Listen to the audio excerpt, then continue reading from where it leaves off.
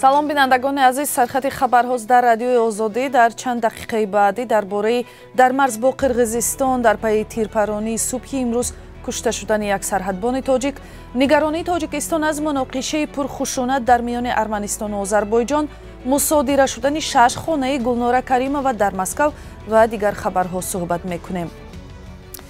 дар тирандозӣ дар марзи Тоҷикистону Қирғизистон як сарҳадбони тоҷик кушта ва 2 нафар захмӣ шуданд. дар ин бора манбаъҳои радиои Озодӣ дар мақомот ва ҳам хабаргузории Reuters бо такя ба РИА Новости хабар додааст. ҳанӯз ҷузъиёти ин хабар дар даст нест, вале баъди ҳодисаи тирпароние ки субҳи имрӯз сар зад, Тоҷикистону Қирғизистон ҳамдигарро дар сар задани ҳодиса гунаҳгор мекунанд. ба навиштаи қушунҳои сарҳадии Тоҷикистон соати 7:15 имрӯз аз тарафи пости сарҳадӣ Булакбошии Қирғизистон ба тарафи дидбонгоҳи сарҳадии Кехи Тоҷикистон бе ягон сабаб аз миномёт 4 гулӯла паронда шуд ва мавқеи сарҳадбонони тоҷик бо истифода аз силоҳои ПК, АК ва дигар аслиҳаи оташфишон мавриди ҳамла қарор гирифт. дафтари матбуоти қушунҳои сарҳадии Тоҷикистон гуфтааст, баъди ин ҳамла сарҳадбонони тоҷик оташи ҷавобӣ кушоданд. нирӯҳои марзбонии Қирғизистон баръакс сарҳадбонони тоҷикро дар ин ҳодиса гунаҳгор карданд.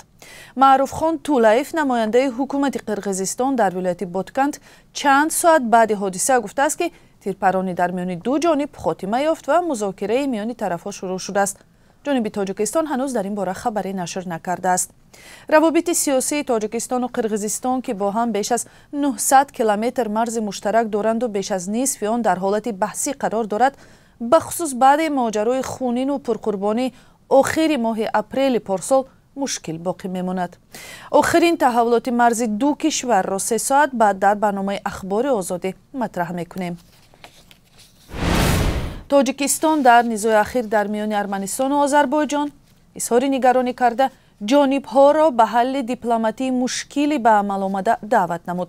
Қоҳир Расулзода, сарвазири Тоҷикистон, ки бо супориши президент шоми 13 сентябр дар ҷаласаи ғайринавбатии шӯрои амнияти дастаҷамъӣ иштирок кард, нигаронии ҷониби Тоҷикистонро аз рӯйдодҳои ахир дар хати ба ҳама омадани нирӯҳои ҳарбии Арманистон ва Озарбойҷон баён карда гуфтааст, ки дар вазъияти имрӯза муҳим аст, ки ба ташаннуҷи минбаъдаи вазъият роҳ дода нашавад ва ҷонибҳо ҳарчи зудтар роҳҳои ҳалли мушкилотро ба маҷрои сиёсиву дипломатӣ баргардонанд.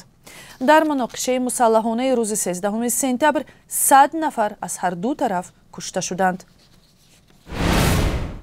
як меҳмони нохондае ба хонаи оилаи тоҷике дар Амрико ворид шуду дар сархати хабарҳои телевизионҳои амрикоӣ қарор гирифт.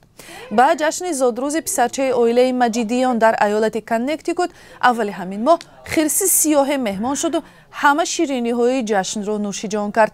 ин қиссаро аз даст надиҳед, онро 3 соат баъд дар ахбори Озодӣ нақл мекунем. ҳоло ба як огаҳии муҳим таваҷҷӯҳ кунед. бинандаи гиромӣ, соати пахши барномаҳои телевизионии радиои Озодӣ аз рӯзи 1 октябр тағйир меёбад. аз он рӯз ба баъд барномаи сархати рӯйдодҳо соати 16 ба вақти душанбе ва соати 14 ба вақти Москав оғоз меёбад. лутфан ёддошт кунед ва ба дӯстонатон ҳам бирасонеду бо радиои Озодӣ бимонед. интизор меравад ки имрӯз 14 сентябр додгоҳи олии Русия дархости Тоҷикистонро дар бораи террористӣ эълон кардани ҳизби дар Тоҷикистон мамнӯи Наҳзати Исломӣ баррасӣ мекунад. расонаҳои Русия менависанд, ки муҳокима дар додгоҳ субҳи имрӯз баргузор мешавад. нақшаи он дар ҳоле рехта шудааст, ки чанде пеш раиси ҳизб Муҳиддин Кабирӣ аз мақомоти Русия ва президент Владимир Путин хоста буд, ки ба ин иқдом роҳ надиҳад, чун метавонад зидди созишномаи сулҳи соли 1997 миёни ҳукумат ва нирӯҳои муттаҳидаи мухолифон бошад, ки Русия яке аз кафилони он аст. тасмими баррасии мақоми ин ҳизб дар Русия дар як сафари додситони кулли ин кишвар ба Тоҷикистон гирифта шуд.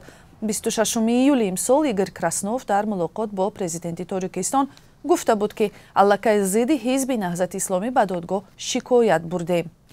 ҳизби Наҳзати Исломии Тоҷикистон мегӯяд, дар Русия ҳеҷ аъзо надорад ва фаъолияте ҳам ба роҳ намондааст, вале ба бовари коршиносони рус қарори манъи фаъолияти ҳизби Наҳзати Исломӣ метавонад ба кору зиндагии шаҳрвандони оддии Тоҷикистон ва ба вижа тақводорон таъсири манфӣ расонад. додгоҳе дар Москав 6 хонаи марбут ба Гулнора Каримова, духтари калонии собиқ президенти Узбекистон Ислом Каримовро мусодира намуд.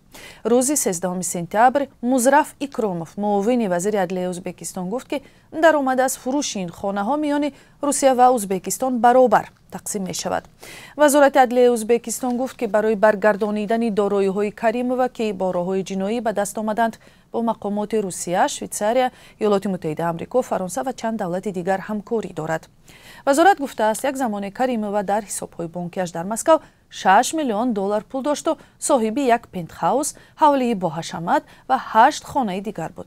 Илова ба ин, дар қаламрави нимҷазираи аз тарафи Русия ишғолшудаи Қрими Украина як меҳмонхона, як ҳавлӣ ва як порча замин ҳам дошт.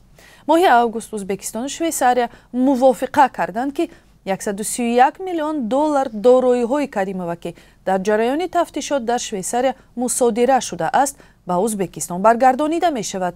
Швейсария соли 2012 тахминан 800 миллион франки швейсариро маздуд карда буд ки соҳибаш Гулнора Каримова мебошад.